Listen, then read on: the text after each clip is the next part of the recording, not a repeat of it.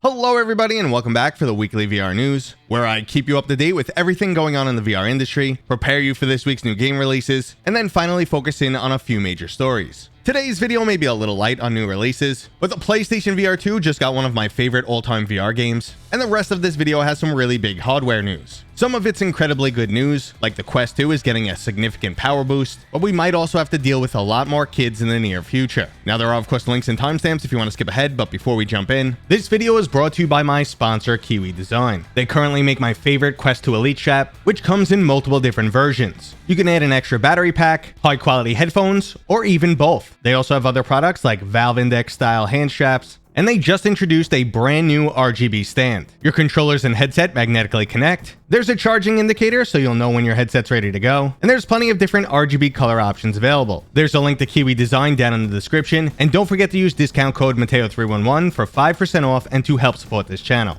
Okay, so let's start this video off like normal with a little check-in as to what I've been currently playing. I'm currently jumping back and forth between 3 separate titles. This includes Synapse, Dead Hook, and VR Workout because we're currently running a content creator challenge. Now, due to my limited time, I could only cover one of these titles on the channel. The VR Workout is a bit more niche, so that'll be covered on TikTok if you're interested. And now it just comes down to which shooter do you want to see coverage for this week. Please let me know right now down in the comments if that's Dead Hook or Synapse. Now, before we get to new releases, I have to play a little bit of catch up for last week. One of the titles I missed was Sea Smash VRS, which is a full remake of a highly addictive Sega Dreamcast title. Sea Smash fuses multiple sports like squash, tennis, racket, and paddleball all together, and then drops you into a cosmic-style world. There's plenty of original tracks to keep you pumped up during your gameplay, which is designed to be quite physical. There's a wide variety of different gameplay modes that can be played in both single-player or online 2-player. Now, if you're not sure if this game is for you, there's a free demo available, so you could go ahead and check it out right now. And while we're on the topic of highly physical games, the PlayStation VR2 also just received one of my favorite games, Until You Fall. Until You Fall is a highly strategic hack-and-slash roguelike that drops you into a neon-colored fantasy world.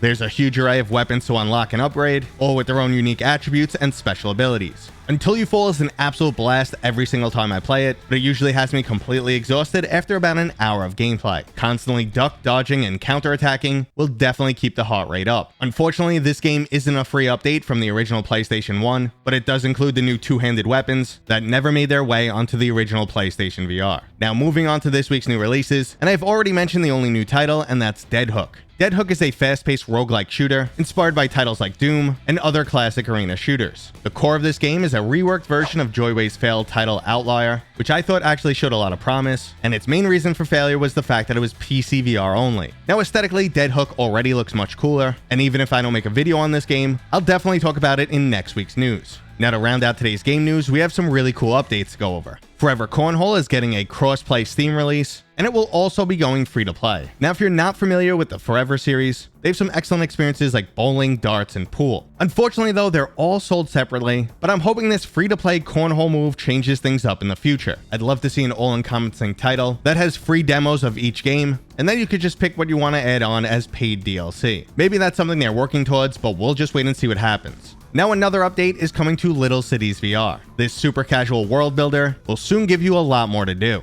The Sandbox mode will give you the ability to build the world's islands. So not only do you have the ability to fill a canvas with your unique city, but you also now have the power to design a unique canvas. I know Little Cities doesn't look like much to many people, but it's just one of those great casual titles that you can get lost in for a few hours at a time. And speaking of getting lost for hours at a time, the super social competitive trading card game Cards and Tankards has just added a new 40 card deck mode. So this should keep players on their toes, and they'll have to come up with some new strategies. They also recently implemented a reputation system to help cut down on player toxicity even more. This is an absolutely fantastic free-to-play game that I recommend everyone checks out, even if you're not interested in trading card games. Now let's move into some hardware news, starting with an absolutely fantastic deal on the Valve Index. Now, I absolutely love my Valve Index, but in 2023, it's getting pretty hard to recommend. The hardware is no longer worth $1,000. Other headsets like the Quest 2 and upcoming Quest 3 are a better bang for your buck. And while the Valve Index does still offer some unique benefits, it's more cumbersome to set up as all the new headsets have moved to inside-out tracking.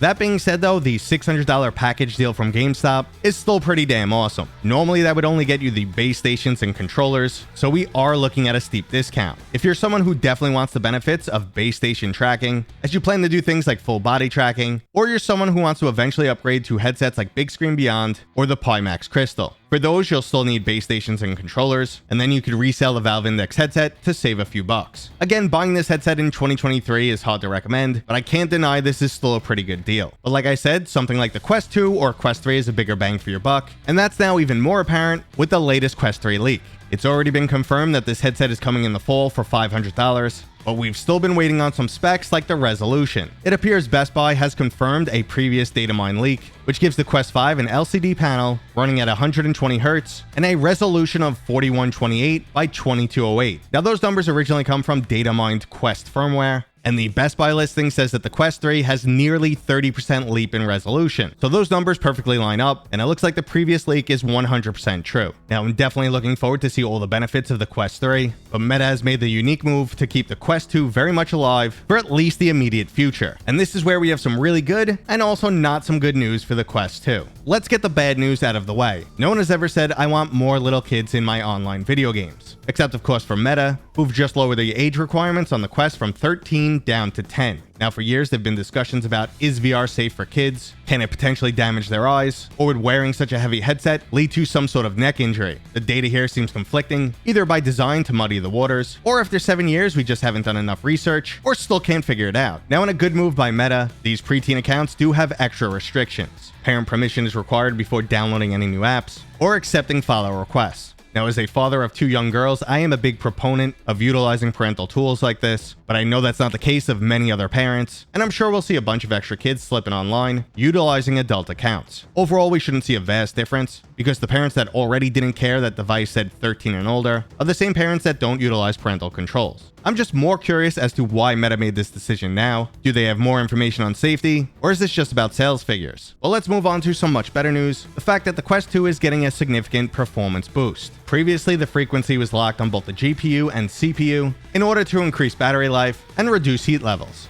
Now the new increase is quite significant, as we're looking at up to 26% on the CPU and 19% on the GPU. So games that currently struggle to manage a consistent frame rate should immediately perform better. And if performance is already stable, developers could take advantage of dynamic resolution scaling. If the GPU is being underutilized, the game's resolution would automatically increase, allowing for some better visuals. Dynamic resolution has been available on flat screen games and other PCVR games, and as long as it's not utilized too aggressively, it can definitely enhance the overall gameplay experience. Now I do have a demo on screen showing some theoretical enhancements, and if developers want to take advantage of this, their games can look significantly better. I've also reached out to some developers to see what actual improvements they're seeing, and the response has been quite positive. The Quest 2 version of Red Matter 2 should now be in line with the Pico 4, and just any bit of extra juice we could get out of this aging chip is definitely a huge benefit. Between optimization and this enhancement, we should be able to get about another year out of the Quest 2, but I don't expect game developers to support it for much longer after that. Now I have tried to get some Quest 3 versus Quest 2 enhanced performance details from developers, and they're obviously being a lot more squeamish or cryptic there, but I am once again getting that feeling that continued Quest 2 development will hold back the Quest 3 for some time. And one more thing to consider with this upgrade for the Quest 2 is that your battery is going to drain even faster. If you've already owned a headset since release, depending on usage, your battery life may have already significantly dropped off. So a battery pack will become much more necessary if you don't already own one, and this should help make the Quest 3 look even more appealing. Now I'm curious to hear what you guys think about today's news, such as why did Meta lower the age requirements? What are your overall feelings for this Quest 2 update? And are you happy with that leaked resolution of the Quest 3? Please let me know down in the comments. And that was today's video,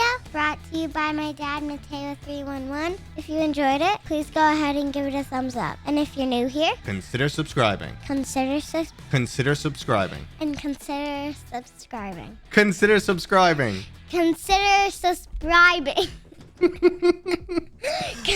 We'll see you guys on next time. We'll see you guys on next time.